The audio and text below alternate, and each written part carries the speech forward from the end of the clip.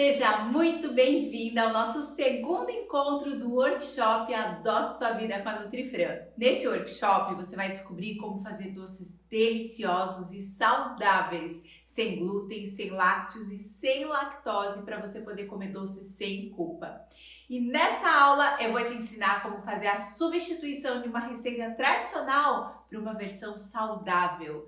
Eu vou te apresentar os tipos de farinha sem glúten, te mostrar as minhas preferidas e como eu faço a combinação entre elas para a gente ter bolos e doces perfeitos e verdadeiramente saudáveis. Na primeira aula desse workshop eu apresentei os dois princípios que fundamentam a nutrição funcional e que eu trago para o meu método Doce que Faz Bem. E os dois principais erros dos doces saudáveis, porque agora vocês já sabem o que é um doce saudável de verdade, está longe de ser enganada ou de cometer esses erros. Eu expliquei também sobre o uso de adoçantes e qual a melhor alternativa para você adoçar os seus doces saudáveis. E ainda falei sobre o mito dos produtos light, diet e zero. E eu deixei como bônus uma receita super especial para a gente começar esse workshop se deliciando com um bolinho lindo, gostoso e saudável. O bolo cascata de nozes, um dos meus preferidos, e ele é super fofinho, leve. É uma massinha que não precisa nem de fermento, cresce com a própria aeração dos ovos. Uma delicadeza só esse bolo. Então, se você ainda não viu a primeira aula desse workshop, eu sugiro que você volte e assista para não perder nada. E eu quero também agradecer aos muitos comentários e directs que eu recebi da última aula. Eu tentei responder a maioria deles e, de verdade, eu fiquei muito encantada com o carinho e a nossa troca. Muito obrigada, é muito legal ver essa comunidade de pessoas interessadas em doces que fazem bem. Bom, e agora eu quero te fazer uma pergunta. Você tem um bolo da tua infância, um doce que você ama, aquela receita de família super especial e que você já não faz porque sabe que não vai te fazer bem, mas que você amaria ter ela numa versão saudável?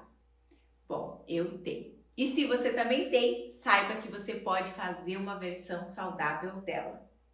Eu trouxe aqui uma receita da minha infância para mostrar como fazer a substituição de ingredientes e de quantidade de uma receita tradicional para torná-la saudável. Esse aqui é o caderno de receitas da minha mãe. A minha mãe não fazia muita coisa não. Eu lembro dela sempre dizendo: eu não faço doces porque a gente come e fica mal. E eu também lembro da minha mãe sempre se queixando de dor de cabeça e azia, queimação, depois de comer doce. A minha mãe ama bolo de festa e teve uma ocasião que me marcou. Eu tinha uns 12, 13 anos e a minha mãe estava deitada mal, justamente porque tinha comido bolo. E eu perguntei: mas mãe, por que você come doce se te faz mal? E ela respondeu: porque eu gosto, eu tenho vontade de comer.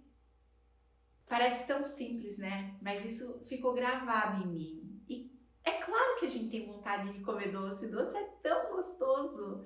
Mas o melhor de tudo é que hoje doce não precisa mais fazer mal. A gente pode comer, pode trazer todo o sabor e as sensações dos doces de uma forma saudável e que só faz bem. Como minha mãe não fazia muitas coisas, esse bolo de chocolate que eu vou te mostrar ficou marcado na minha infância, na minha memória afetiva.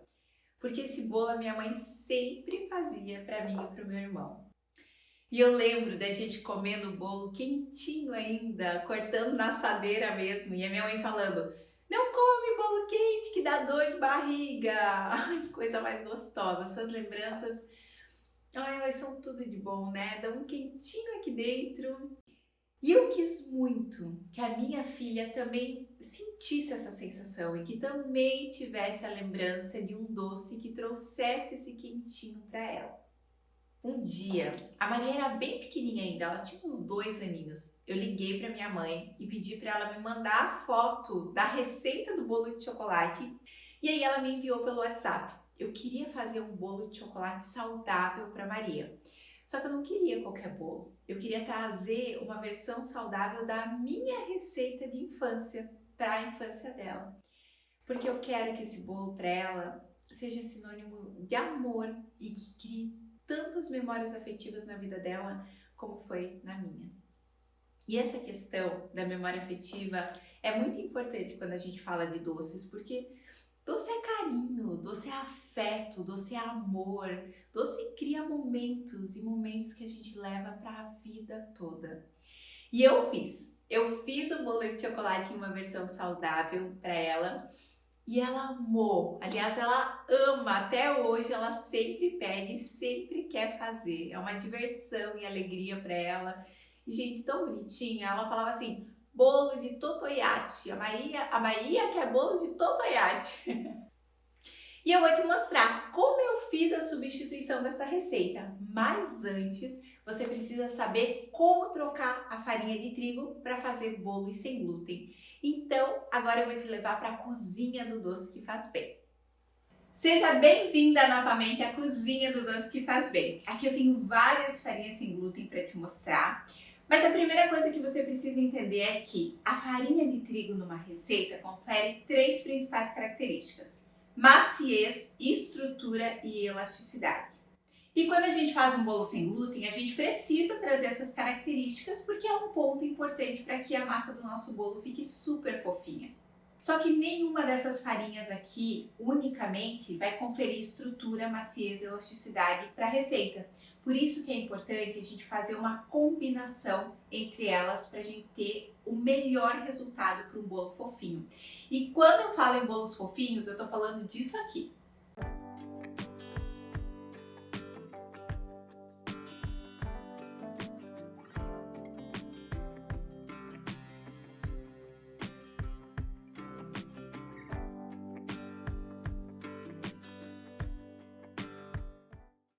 E para isso, para você ter resultados assim, eu vou te mostrar quais são as farinhas sem glúten que eu trouxe aqui, que são as minhas preferidas. Para começar, a gente tem as farinhas de oleaginosas. Amêndoas, nozes, avelã, castanha, macadâmia, até amendoim, que é uma leguminosa, mas pelas características nutricionais entra como oleaginosa, a gente pode usar como farinha para fazer bolos sem glúten. Aqui eu trouxe a farinha de amêndoas, a farinha de castanha de caju e a farinha de amendoim. Essas farinhas de oleaginosas, elas trazem para a receita maciez. Elas são ricas em gorduras boas, antioxidantes e anti-inflamatórias, e por esse teor de gordura elas vão trazer maciez para as nossas massas. A farinha de amêndoas, ela tem um sabor muito leve, então ela é maravilhosa para fazer bolos sem glúten, mas ela pode ser substituída pela farinha de castanha de caju, que também tem um sabor suave nas receitas. E também a gente pode usar, por exemplo, a farinha de amendoim ou processar nozes, castanha do Pará, transformar em farinhas, mas essas vão trazer um sabor mais marcante para as receitas de bolo. O segredo aqui é você peneirar essas farinhas porque elas são cheias de granulozinhos, então para a massa ficar mais leve e mais fofinha, é legal você peneirar elas. A gente tem aqui também as farinhas de coco, farinha de coco branca e farinha de coco integral. Elas são maravilhosas, nutricionalmente elas são ricas em gorduras boas, proteínas, fibras e elas são super bem-vindas para fazer bolo. O que acontece é que, por ela ser uma farinha rica em fibras, quando ela entra na receita, ela pesa a massa. Ela retém líquido. Então a gente precisa saber muito bem como equilibrar essa farinha junto com outras farinhas para ter uma massa bem bonita, bem legal, leve e que vai ficar fofinha. A diferença aqui é que a farinha de coco branca ela é feita com a polpa do coco e a farinha de coco integral é feita com a polpa do coco e a casca do coco, por isso ela é mais fibrosa. Eu tenho aqui também a farinha de aveia, que é uma farinha bem interessante para a gente fazer os nossos doces. Ela tem muita fibra e ela confere estrutura para as nossas massas. A aveia naturalmente não contém glúten, mas é bem comum ela ser contaminada por glúten por ser processada nos mesmos maquinários de outros cereais que contêm glúten, como trigo, malte, centeio, cevada. Então, para as pessoas que têm alergia ao glúten, doença celíaca ou hipersensibilidade ao glúten, é importante usar uma aveia sem glúten, sem contaminação por glúten. E a gente encontra isso facilmente em supermercados e lojas de produtos naturais. E a gente tem aqui também o mix de farinha sem glúten, que é um mix entre farinha de arroz, fécula de batata e fécula de mandioca, que também confere estrutura para as nossas receitas. Esse mix corrige um erro bem comum dos doces saudáveis, que é usar farinha de arroz unicamente para substituir a farinha de trigo, e aí o bolo fica seco, horrível, um desastre. Eu entendo, isso acontece porque a farinha de arroz resseca muito a massa do bolo. Então, quando a gente faz o mix, a gente traz a farinha de arroz, que dá uma estrutura super legal para as nossas massas de bolo, mas junto com fécula de batata e fécula de mandioca, que vão se transformar numa goma na preparação, e isso vai dar uma certa elasticidade para as nossas massas, até uma certa maciez. E aí isso corrige o ressecamento da farinha de arroz, até porque aqui ela vai estar usada numa quantidade super pequena, combinada com outras farinhas. E aí não tem bolo ressecado, tem bolo super fofinho, macio e delicioso. Agora vamos falar da combinação entre elas, e eu vou te falar aqui quais são minhas combinações preferidas de farinha sem glúten. Uma delas é associar o mix de farinha sem glúten, que aliás eu já vou te ensinar a fazer o nosso mix de farinha sem glúten do Doce que Faz Bem. Associar ele à farinha de amêndoas ou farinha de outras oleaginosas, como castanha de caju, de amendoim e as demais. Essa combinação é muito interessante porque o mix de farinha sem glúten traz estrutura e a farinha de amêndoas traz maciez. Então aqui a gente trazendo essas duas farinhas meio a meio, a gente tem um resultado muito legal para os nossos bolos sem glúten. Outra combinação que eu gosto muito é da farinha de aveia associada à farinha de amêndoas ou farinha de castanha, farinha de amendoim. Aqui também a gente tem uma combinação de estrutura com maciez. E também a gente usa meio a meio, então metade de farinha de aveia e metade de farinha de oleaginosas dá um resultado muito legal. Outra combinação que eu gosto muito é associar a farinha de coco com o mix de farinha sem glúten. Mas como eu falei, a farinha de coco tem bastante fibra, então nessa combinação a gente não consegue fazer meio a meio. Aqui a gente precisa usar em média 70% do mix de farinha sem glúten para 30% de farinha de coco, em uma receita que tenha mais líquido. Aí seu bolo vai dar super certo. Essas são minhas combinações preferidas e você vai ver que elas vão funcionar super bem para você também. Para fazer o nosso mix de farinha sem glúten do Doce que Faz Bem, eu tenho aqui 500 gramas de farinha de arroz, 150 gramas de fécula de batata e 50 gramas de fécula de mandioca, que você também pode encontrar como polvilho doce. Caso você não encontre a fécula de batata ou o polvilho doce, você pode trocar um ou outro pelo amido de milho, mas prefira um amido de milho não transgênico. Agora não tem segredo, a gente vai juntar tudo e misturar.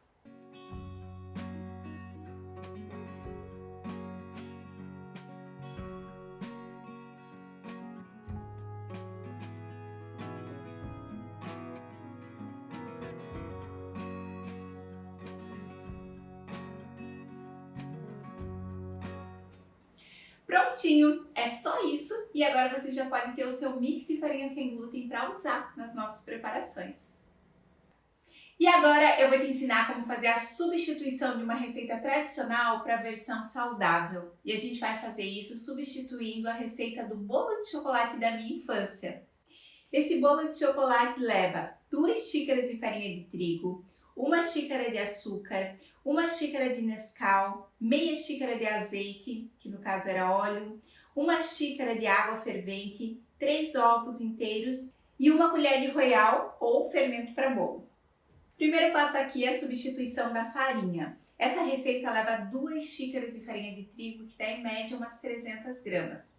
Quando a gente faz a substituição para farinha sem glúten, a gente não pensa só na troca do tipo de farinha, mas também em reduzir a quantidade de farinha utilizada, porque a gente precisa trazer menos peso para a massa de bolo sem glúten. Então, um desses pontos de leveza da massa é reduzir essa quantidade de farinha, a gente reduz praticamente pela metade. Você vai chegar até no máximo umas 150 gramas de farinha, de uma combinação de farinha sem glúten, para fazer um bolinho sem glúten super fofinho, leve e saudável. E eu digo saudável porque a gente reduzindo a quantidade de farinha, a gente reduz muito o carboidrato da receita. Imagina que antes levava 300 gramas de uma farinha que era puro carboidrato e agora a gente reduz para metade dessa quantidade e ainda de uma combinação de farinhas ricas em proteínas, gorduras boas, fibras e pouca quantidade de carboidrato. Olha só que legal, fica muito mais nutritivo, muito mais saudável e só traz aspectos positivos para o nosso bolo sem glúten. Inclusive, esse é um dos segredos para fazer bolos sem glúten, são 9. Um deles é reduzir o peso da massa e a gente faz isso reduzindo a quantidade de farinhas. E isso é muito bom porque além de tornar o bolo mais saudável, a gente economiza, não precisa gastar uma fortuna para fazer bolo saudável. Aqui, para substituir a farinha de trigo, então, uma combinação que vai ficar muito boa para essa massa é usar o mix de farinha sem glúten e farinha de amêndoas. Ou trocar farinha de amêndoas por farinha de castanha de caju, farinha de amendoim ou de outra oleaginosa. E aqui eu vou usar 80 gramas do mix de farinha sem glúten e 80 gramas da farinha de amêndoas, que dá uma soma de 160 gramas. Isso já é metade da quantidade de farinha utilizada nessa receita. Nessa receita também vai uma xícara de açúcar. E aqui tem 2 pontos. O primeiro é reduzir essa quantidade de açúcar e o segundo é substituir esse açúcar. Então, quando a gente pensa em reduzir, a gente vai chegar até 70, 80 gramas de açúcar no máximo para uma receita de bolo sem glúten. Você vai ver que já vai ser suficiente porque o sabor dos nossos bolos não vem só do açúcar, vem de todos os ingredientes. E a gente vai usar açúcares de melhor qualidade nutricional. Entre eles, a gente tem o açúcar de coco, que é um açúcar que contém inulina, uma fibra que torna esse açúcar um açúcar de baixo índice glicêmico. Ele é uma opção maravilhosa para a gente usar para bolos saudáveis. Também, logo abaixo do açúcar de coco, a gente tem o demerara e o mascavo, que são 2 açúcares mais brutos, que conservam nutrientes, que não levam aditivos como alvejante para tornar ele branquinho como açúcar branco. Então, são açúcares melhores que a gente usa dentro de uma receita equilibrada. Equilibrada porque ela traz ingredientes com proteínas, gorduras boas e fibras e compostos funcionais para a modulação da carga glicêmica. Então aqui na nossa receita eu vou usar 80 gramas de açúcar de coco, que você pode substituir também por adoçantes, se você for diabética ou tiver alguém com diabetes na família. No meu curso Doce que Faz Bem, eu ensino 4 formas para adoçar utilizando adoçantes. Aqui eu vou te mostrar 2 delas. Uma forma é você usar uma combinação de eritritol e xilitol, que são 2 adoçantes polióis. Qual o cuidado que você tem que ter aqui? Primeiro, quantidade. Essa quantidade de adoçante que você vai usar é a mesma que a gente usa de açúcar de coco na receita, ou seja, pouca quantidade e também numa receita com ingredientes fontes de fibra, gorduras boas, proteínas, compostos funcionais para redução da carga glicêmica desse doce. E o segundo cuidado é você pulverizar esse eritritol e xilitol, ou seja, liquidificar. Liquidifica esse adoçante para ele não ficar com granulozinhos na receita. Isso vai melhorar a textura e até a sensação de dulçor do doce. Outra forma de você adoçar utilizando adoçantes, principalmente se você tem sensibilidade ao xilitol, que ele pode ser fermentativo para algumas pessoas, é você usar eritritol para adoçar, novamente pulverizado, então liquidifica ele para usar na receita. E junto com esse eritritol, você usar um pouquinho de um adoçante stevia, que é da marca Colorandina, que é um adoçante sem sabor residual, que você pode trazer combinando com esse eritritol para aumentar o dulçor do adoçante. Então aqui como você vai fazer? Você vai usar 70 gramas de eritritol pulverizado com 2 pazinhas do adoçante stevia da Colorandina, que vai equivaler a 10 gramas de adoçante. E aí você vai ter novamente 80 gramas de adoçante dentro dessa receita equilibrada. Então aqui você vai poder escolher adoçar o seu bolo com açúcar de coco ou açúcar demerara, mascavo, ou ainda com uma das 2 opções de adoçantes que eu te mostrei. Logo em seguida vem 1 xícara de Nescau. Qual que é o problema? Que esse achocolatado traz mais açúcar para nossa receita, porque ele vai ter ali no mínimo 50% da quantidade dele de açúcar. A gente vai tirar esse achocolatado e vai substituir por cacau, que vai trazer um sabor maravilhoso para o nosso doce. O cuidado que a gente precisa ter aqui é na quantidade. Muito cacau na receita resseca a massa, não dá para usar. Então nós vamos usar 20 gramas de cacau puro em pó, que aliás é riquíssimo em compostos funcionais antioxidantes e anti-inflamatórios. Seguindo aqui, a gente tem meia xícara de azeite, que no caso é óleo, mas a gente não vai usar óleos ultraprocessados, refinados, ricos em gorduras inflamatórias nos nossos doces. Aqui a gente vai substituir, uma ótima substituição é trocar esses óleos por óleo de coco. O óleo de coco é uma gordura boa, rica em triglicerídeos de cadeia média, e um desses triglicerídeos é o ácido láurico, presente em grande quantidade no leite materno, o melhor alimento do mundo. E ele tem função de acelerar o metabolismo, auxiliar na redução da gordura corporal e na redução da circunferência abdominal. Também tem efeito bactericida, antifúngico e antioxidante. Olha só quantos benefícios dessa gordura boa. E aqui a gente vai usar 40 gramas de óleo de coco para substituir essa quantidade de óleo. Aqui seguindo, a receita pede água fervente. Eu já fiz essa receita com água, mas ela fica muito melhor com leite vegetal. Então aqui a gente vai substituir essa água por 200 ml de um leite vegetal. Você pode escolher o leite vegetal que você preferir e até mesmo o leite de coco de vidrinho, que eu uso nas minhas receitas e acho super prático. Você só precisa escolher um leite de coco de vidrinho de boa qualidade. Depois ela pede 3 ovos. A gente vai seguir com os ovos e ainda vai adicionar um ovo a mais. Nós vamos usar 4 ovos nessa receita e você vai entender por que quando a gente for fazer esse bolo. Eu vou te ensinar um truque super legal para bolos sem glúten. E para finalizar, o fermento. A gente vai usar 10 gramas de fermento. Nota que eu trago tudo para gramas. Isso porque, dessa forma, eu tenho certeza que você vai estar usando a mesma quantidade de ingredientes que eu estou usando e que vai ser uma receita muito mais assertiva, que você vai ter o mesmo resultado que eu estou tendo aqui. Quando a gente usa medida caseira, pode variar um pouco para mais, um pouco para menos, e essa maior ou menor quantidade faz muita diferença no bolo sem glúten. Então, para você ter o mesmo resultado que eu tenho aqui, de um bolo ultra fofinho, delicioso, saboroso, eu prefiro que você utilize balança e pese tudo direitinho. Assim, eu tenho certeza que a gente vai estar usando a mesma coisa, a mesma quantidade de ingredientes para a gente ter o mesmo resultado. Gente, pode ser uma balança super simples. Essa aqui eu comprei no Mercado Livre, ela é made in China, eu já tenho há anos, baratinha, funciona super bem e traz excelência para as minhas receitas. Bom, e foi assim que eu fiz a substituição da minha receita de infância e trouxe ela para uma versão saudável, e agora você pode se inspirar e fazer as suas substituições das suas receitas preferidas e fazer elas numa versão saudável também. E não só isso, porque eu vou te ensinar a fazer esse bolo de chocolate. Você vai fazer o bolo de chocolate mais fofinho da sua vida, que vai deixar as pessoas desacreditadas que é um bolo saudável. Eu vou te mostrar todos os detalhes de como eu faço o meu bolo para ele ficar ultra fofinho e os seus ficarem também. E ainda a gente vai fazer uma calda de chocolate maravilhosa, sem leite, sem lácteos e sem lactose para cobrir o nosso bolo. Dá uma olhadinha nas cenas da próxima aula.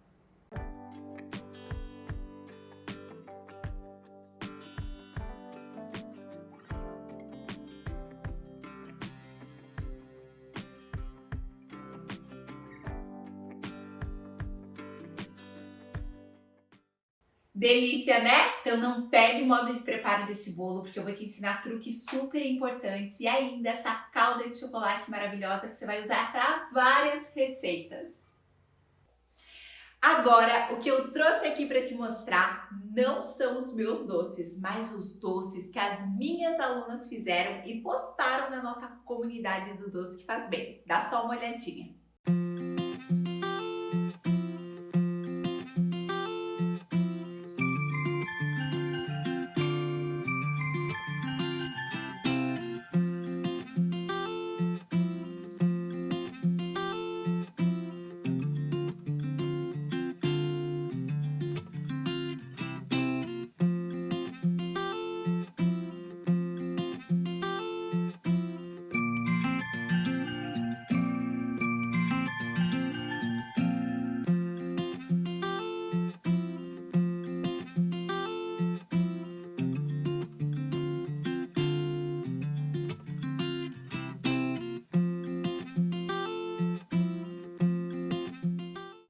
Lindo demais tudo isso, né?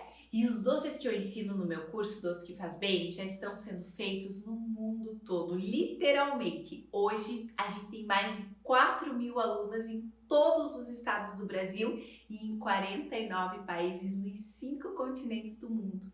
Alunas na Ásia, na África, na Oceania, na Europa e em toda a América.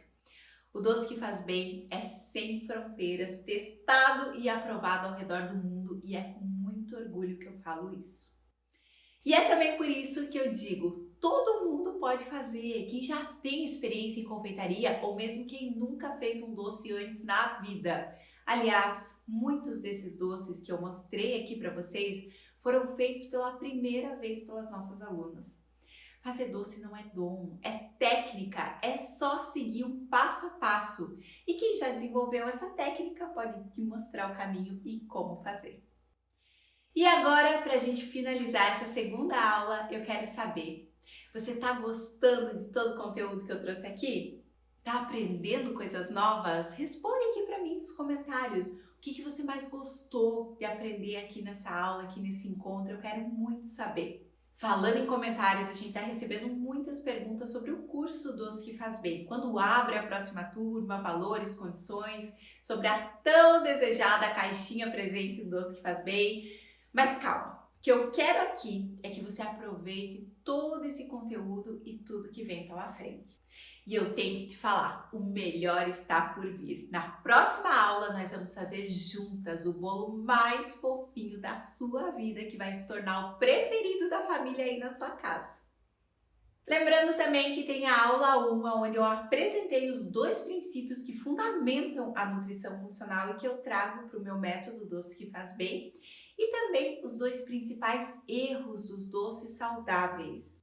E deixei como bônus uma receita super especial, um bolo cascata de nozes, super fofinho, leve, fácil de fazer, você vai amar.